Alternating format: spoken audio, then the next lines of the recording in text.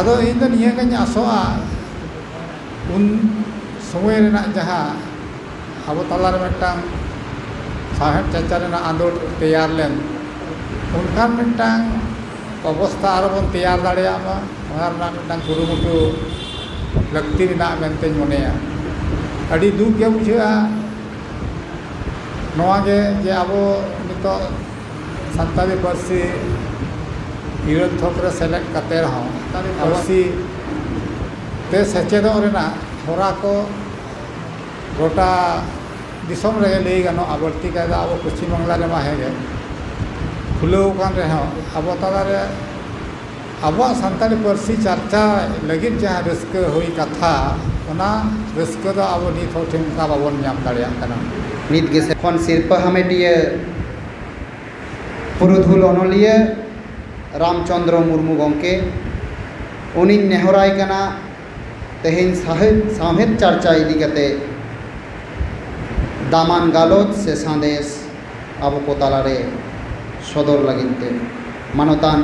रामचंद्र मुर्मू गंके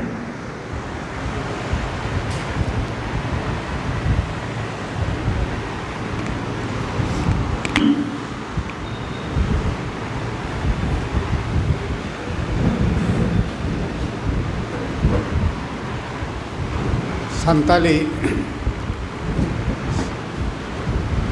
साहेब बैसी हतेते तेहन मिद दिन जहां साहेब आखड़ा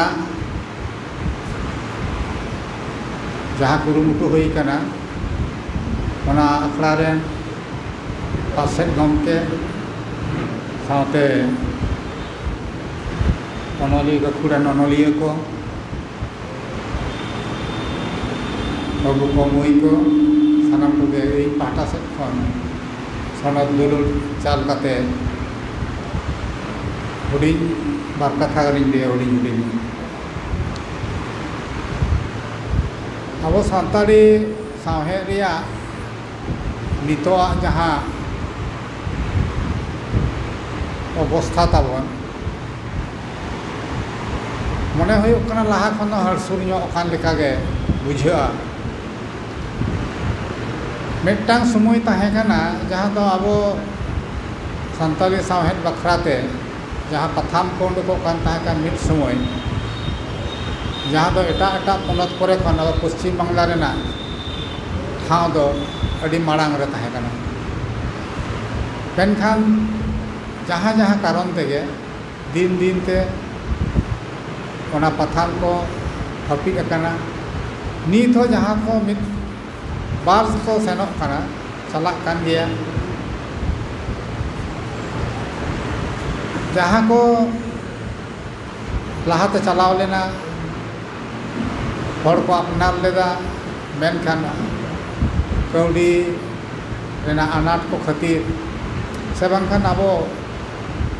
पढ़ाव को अनाट को खातिर हो ओना को पथाम ठीक मतो बांग चलाव कना अदो नोय जे नोंका पथाम जदि बांग चला ताहले खान आबो ना थाई साहेब चर्चा ओकारे दो बन चर्चाया जहां को आबो सान्ताली पार्सी नो संविधान रेना इरल थोकरे सेलेद तायम जहां मेटा पुथी को छापा रेना मेटा जहां रस्क अड़ी अनलिया को पहाटा खन जेलक कना ओना को तो लाहा खन बढ़ती कना मेन गानोआ मेनखान जहां को साहित्य चर्चा रेना जहां असल जायगा अबोरेन अनलिया को तैयार रेना जहां जायगा ओना को तो अड़ी गान के असिट हेज कना अदो इन दो निया गኝ आसोआ उन समय रेना जहां अब तलार मिट्टांग साहेब चर्चा रेना आंदोलन तैयार लेन उनका मिट्टांग अवस्था आरोबन तैयार दाड़ेयामा ओना रेना मिट्टांग कुरुमुटु लक्ति रेना मेनते मनेया अड़ी दुख के बुझा नोआ गे जे अब नितो सान्ताली पार्सी इरल थोकरे सेलेक्ट कते रहो अब सान्ताली पार्सी ते सेचेदो रेना होरा को गोटा दिसम रे लई गानोआ बढ़ती का अब पश्चिम बांगला रे मा हेगे खुलाव कान रे हो अब तालारे अब सानताली पार्सी चर्चा लगित जहाँ रस्क हुई कथा ओना रस्क दो अब नित हो ठेम का बाबन नाम दाड़िया कना अदो ओना ना तेतेद दो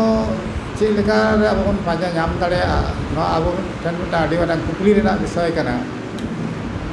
अदो ओना दिनते दमे झेल दो बइन लेया अब जहाँ जहाँ पथाम को सेनोक कान ताहे कान ओना को छतो बांग रे हो मिटांग बारिया नोंका आरो अब इलाका करे खन हो जाते बन सपड़ाव दाड़िया उडुक दाड़िया बन ओना रना मिटांग कुरुमुटु नेलोग मा एंडेखान इलाका रे साहेब चर्चा रे किछु हर रहा को हिजुआ लहा हिजुआ को और अनलिया को तैयारोग ताबोना नोआ दो बतियो मेना अदो ओका लेका रे ओना को कमी हरा अब बन लहा दाड़िया नोआ को अब चला दो उइहर लेक कना मेनते मनेया और जहाँ को अब सानताड़ी साहेब चर्चा रे एखोन उनका रस्क बाको नामेदा अदो अब नय जे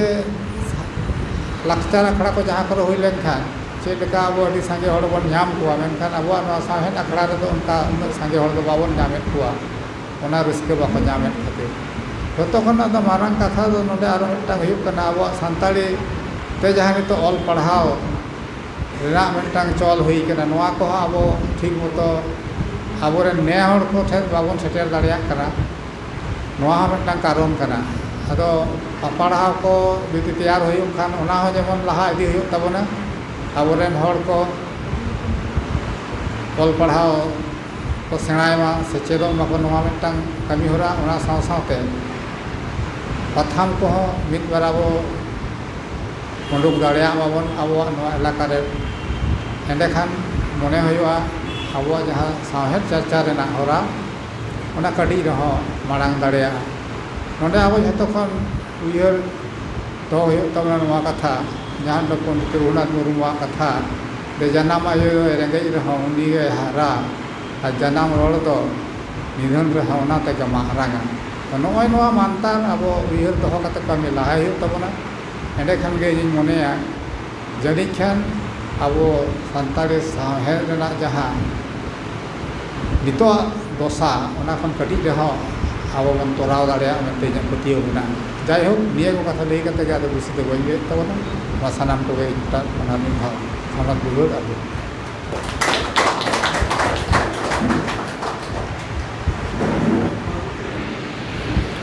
आयमा आयमा सारहाव